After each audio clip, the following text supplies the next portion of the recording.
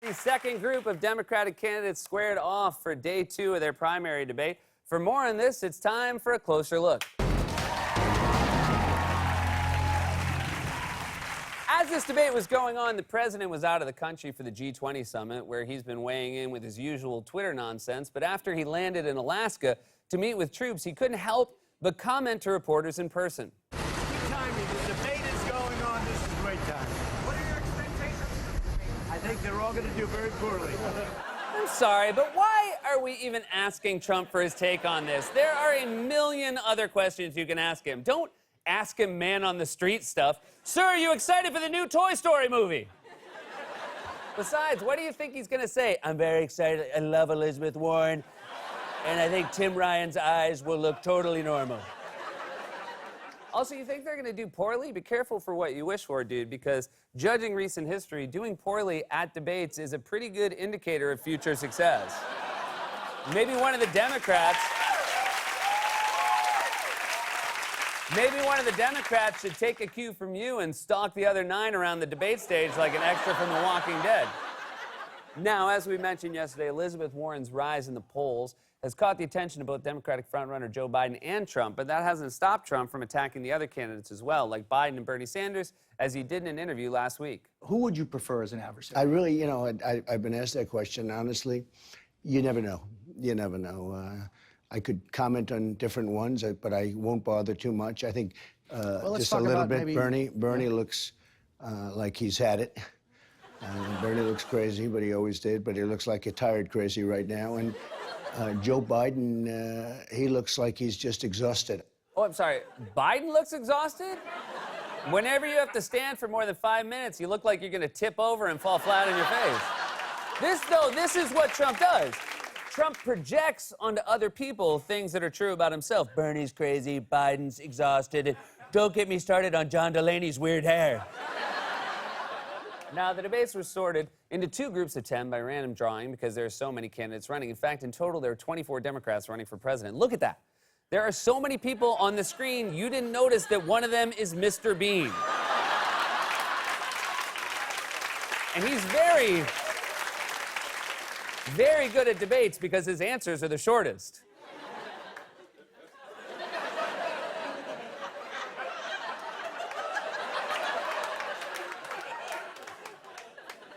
So going into last night's debate, it was basically just Warren and 9 other people trying to stand out. And to be fair, a few of them had their moments, but I'm not sure I'd necessarily agree with this assessment of Beto O'Rourke's performance from Beto O'Rourke. How do you think you did on the stage last night? What grade would you give yourself?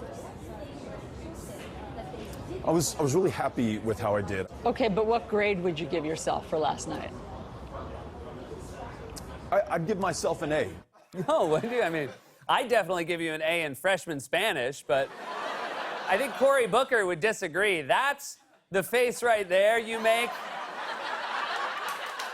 That's the face you make when you see someone trying to cram a suitcase that doesn't fit into the overhead. That's the face you make when a guy gets on the subway with a pet snake around his neck. Is anyone else seeing this? Then there was New York City Mayor Bill de Blasio, who brought a very New York vibe to the debate by getting into confrontations with other candidates and shouting over the moderators during commercial breaks. But he at least found some opportunities to stand out, and apparently MSNBC host Chris Matthews noticed because he praised de Blasio after the debate. Are you really in this race? Yes, sir. I thought tonight for the first time, I'm being blunt. Yeah. I felt you were in this fight for real, not just one of the guys at the end of the row. I believe in you tonight. Thank you, I think you got in the fight. It makes sense Chris Matthews would like a candidate who fights. Chris Matthews looks like a guy who fights with the toaster in the break room. Give me back my bagel, you silver bastard! Don't make me put a fork in you! But still, the striking contrast between this first debate and the 2016 GOP debates was just how civil it was. Of course, we all remember the WWE-style cage match that took place 4 years ago between Trump and the rest of the GOP field. I would not have nominated You John pushed Roberts. him. You pushed I him. supported You him worked once with he him was and you appointed. pushed him. Why do you lie? Donald, Why do you adults lie? learn. This little guy has lied so much about my record. You ever heard of Trump steaks? You ever heard of Trump You know what? You know what? All Take of a look these at Trump companies steaks. that You're losing so badly. watching this. You don't know what's happening. Gentlemen, gentlemen. So far, I'm doing better. You know, you started off over here, Jeb. You're moving over further and further. Pretty soon, you're going to be off the end. Now, compare that to the relationship between Warren and former Housing Secretary Julian Castro, who had a few of his own standout moments last night. Here's how Warren responded to Castro's performance today. We're also hearing this morning from both the Warren and Castro camps that Warren sent Castro a text message after last night's debate telling him that he did a good job. Man, it's amazing how polite the first debate was compared to the 2016 GOP debates. Can you imagine the text Trump sent to Jeb Bush? Nerd, loser, hey loser, respond to me, loser. No, seriously, I have a question, Jeb. What, Donald? Why are you such a loser? But the other striking thing, and it's crazy that this is even notable, is how truthful the first debate was. CNN reporter Daniel Dale, who's well known for exhaustively cataloging and debunking all of Trump's lies, and even wrote recently that Donald Trump has now said more than 5,000 false things as president, was supposed to go on CNN last night to fact-check the Democratic debate. But then after the debate, he tweeted, well, tonight's candidates were so heavily factual that I will not, in fact, be going on CNN to fact-check them. That's wild. Fact-checking is the only field where Donald Trump can actually say he created more jobs. Can you imagine what CNN's going to be like if a Democrat is president? That place is going to be like Margaritaville. Wolf Blitzer's going to do his show sitting in a hammock drinking a wine cooler. Now, everyone had different ways for preparing for these debates coming into tonight. Biden had attracted the most attention because he's the front runner in the polls, but a lot of his past policies and Senate votes are out of step with many of today's Democratic primary voters, and his rivals have been pouncing on those positions. So Biden was supposedly trying to prepare for those attacks coming into tonight. Senator Elizabeth Warren and her 2020 Democratic rivals are very busy right now because they're prepping for the first pair of Democratic debates, which are tomorrow night and Thursday night in Miami. And for her part, Warren has focused on boiling down her positions, her policy positions, to try to fit the time constraints. Former Vice President Joe Biden has been studying his own record, preparing for attacks on it. Man, it's not good when you have to study your own record before a debate. That's like when somebody ghosts you on Tinder and you have to go back and read your conversation to see where you blew it. But we had so much fun. I forgot I said that about her dog. Okay, that's on me. Because that's definitely where it ended. Now, one of the big divides coming into tonight was between progressive candidates in favor of policies like Medicare for All and the more moderate candidates like Biden and former Colorado Governor John Hickenlooper, who has said the Democrats shouldn't veer towards socialism. Hickenlooper was asked tonight about that position tonight. Governor Hickenlooper, let me get you in on this. You've warned that Democrats will lose in 2020 if they embrace socialism, as you put it. You were booed at the California Democratic Convention when you said that. Only one candidate on this stage, Senator Sanders, identifies himself as a Democratic socialist. What are the policies or positions of your opponents that you think are veering towards socialism? Well, I think that the bottom line is if we don't clearly define that we are not socialists, the Republicans are going to come at us every way they can and call us socialists. Hey, man, have you met Republicans? They're going to call you socialists anyway. If you go out to dinner with them and tip more than 10%, they'll call you a socialist. Where have you been for the last 10 years? They called President Obama a socialist despite the fact that he is definitely not a socialist. I mean, look at him. You can't be a socialist when you look like you're in a model in an ad for Tag Heuer watches.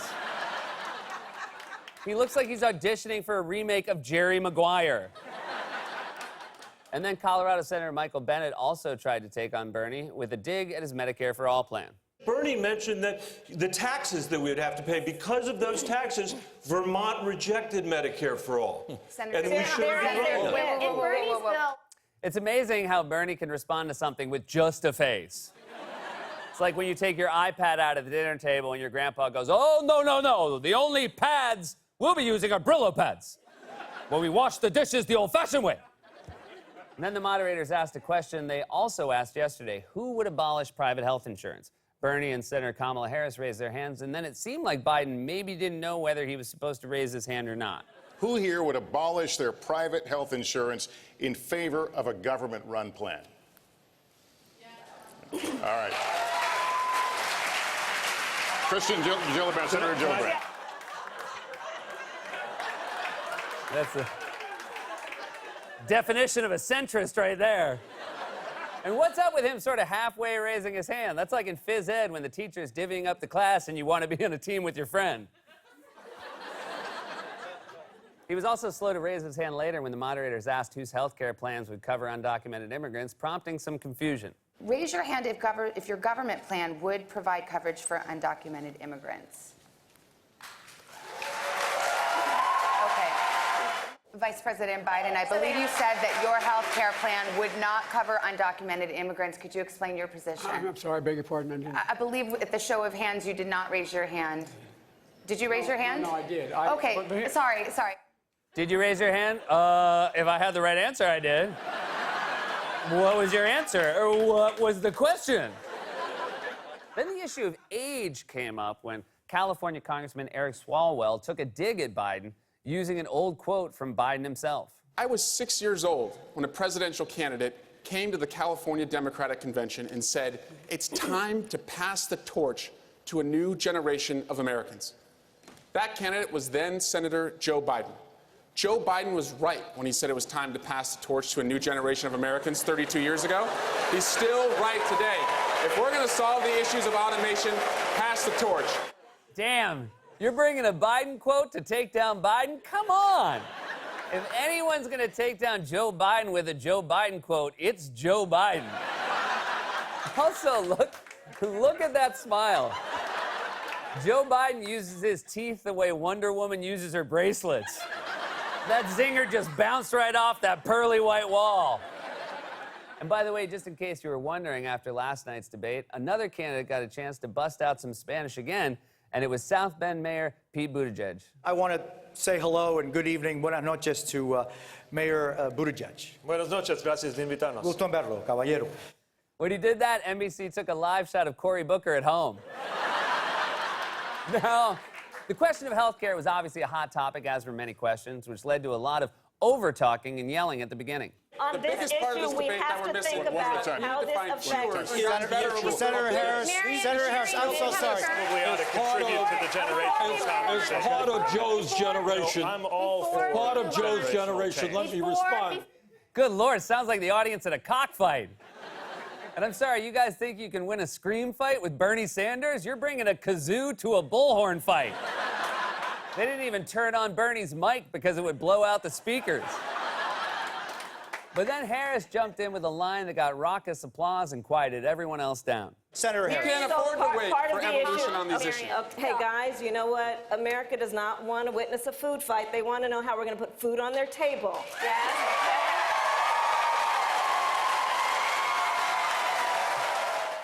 Damn. Look at how sheepish everyone was after she said. She embarrassed them so badly, John Hickenlooper had to go stand in the corner. Then there were the lesser-known candidates like former tech executive Andrew Yang. All right, Andrew, you haven't gotten a lot of coverage. You need a breakthrough. You got to nail it. This is your big moment, so I'm sure you were ready. Mr. Yang, your signature policy is to give every adult in the United States $1,000 a month, no questions asked. That's right. I think that's like $3.2 trillion a year. How would you do that? Sorry? Just forget it. Forget it. Move on. How are you not ready? Like a backup on Golden State who finally gets put in the game and then just chucks the ball into the stands the minute he gets it. But then one of the biggest moments of the debate came when Harris confronted Biden about his record on race and recent comments about working with segregationist senators. We have also heard, and I'm going to now direct this at Vice President Biden, I do not believe you are a racist. And I agree with you when you commit yourself to the importance of finding common ground. But I also believe, and it's personal, and I was actually it was hurtful to hear you talk about the reputations of two United States senators who built their reputations and career on the segregation of race in this country. It cannot be an intellectual debate among Democrats. We have to take it seriously. We have to act swiftly. As Attorney General of California, I was very proud to put in place a requirement that all my special agents would wear body cameras and keep those cameras on. Senator Harris, thank you. Vice President Biden, you have been invoked. We are going to give you a chance to respond. Even his teeth couldn't save him from that one. It was clear everyone wanted a shot at Biden tonight. Bennett also went after Biden for previous comments he's made, suggesting he'll be able to work with Republicans after Trump leaves office and his record of compromising with Republicans. Chuck, Thank you, the Mr. problem with what Go the ahead, vice 30 president... seconds. No, what, Yeah, 30 seconds. Go ahead. Sometimes you do have to beat him, but the deal that he talked about with Mitch McConnell was a complete victory for the Tea Party. That deal extended almost all those Bush tax cuts permanently and put in place the mindless cuts that we still are dealing with today that are called the sequester. That was a great deal for Mitch McConnell. It was a terrible deal for America. Thank you, Senator. Thank you, Senator Bennett. Man, who didn't get a crack at Biden during this debate? I'm surprised one of the moderators didn't just go, hey, man, you were great in Gran Torino.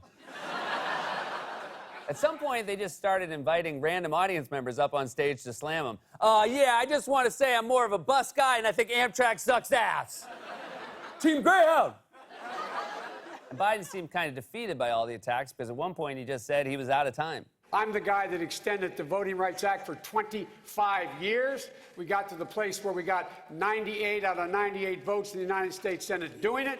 I've also argued very strongly that we, in fact, deal with the notion of denying people access to the ballot box. I agree that everybody, once they, in fact, they should... Anyway, my time's up. I'm sorry. Man, you know it's bad when you're cutting yourself off. Also, when everyone's saying you might be too old to be president, don't say my time's up. That's like if Buttigieg just says, it looks like I'm running short. And once again, of course, while he was at the G20 summit meeting with world leaders, Trump could not help but comment on the debate. Trump reportedly told German Chancellor Angela Merkel he just passed the TV and saw the debate, adding, you know there's a debate going on. I'd rather be here spending time with you than watching the debate. No one believes that. There's nothing Trump would rather be doing than watching the debate and tweeting dumb insults. He's probably shouting them out in the middle of meetings involuntarily. So anyway, we'd like to cut tariffs on German cars by Sleepy Joe!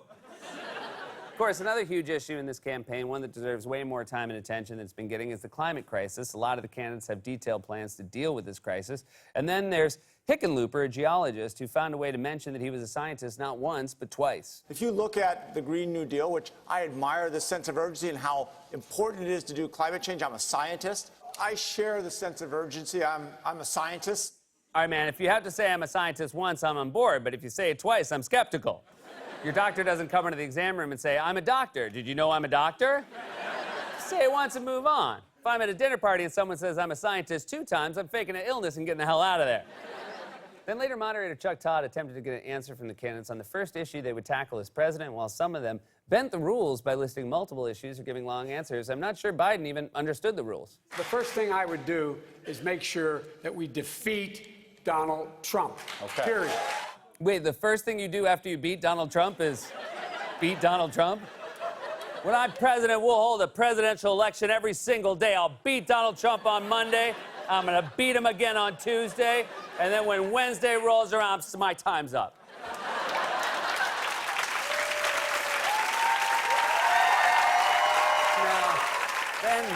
Then there was Marianne Williamson, who rose up out of a lake under a full moon to be at the debate. Williamson has been referred to as Oprah's spiritual advisor, and when she was asked what nation she would repair America's relationship with, her answer was a little strange. Well, one of my first phone calls would be to call the European leaders and say, we're back. All right, that's... Even if you're a friend, you don't want to hear that. It's like when your in-laws come in town and stay at your place, that's the first thing they say when they walk through the door. We're back! And we will be moving some furniture around. Williamson didn't get a lot of time tonight, and she's probably not going to be in the race for very long, but we will always have her closing statement from tonight, which was less of a statement and more of a reading from a one-person show titled When You Harness Love, Love Will Win. I have an idea about Donald Trump. Donald Trump is not going to be beaten just by insider politics talk. He's not going to be beaten just by somebody who has plans. He's going to be beaten by somebody who has an idea what this man has done. This man has reached into the psyche of the American people, and he has harnessed fear for political purposes. So, Mr. President, if you're listening, I want you to hear me, please. You have harnessed fear for political purposes, and only love can cast that out. So sir, I have a feeling you know what you're doing. I'm going to harness love for political purposes. I will meet you on that field, and, sir, love will win.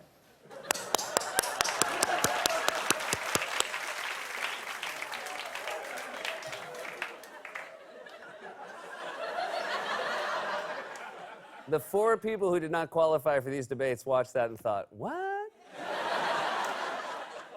Tonight's debate seemed a lot feistier and more contentious than the first night, but in both cases, the debates were issue-oriented and policy-heavy. If Trump were watching, I can only imagine that trying to follow all the specific policy details left him feeling Exhausted. This has been A Closer Look.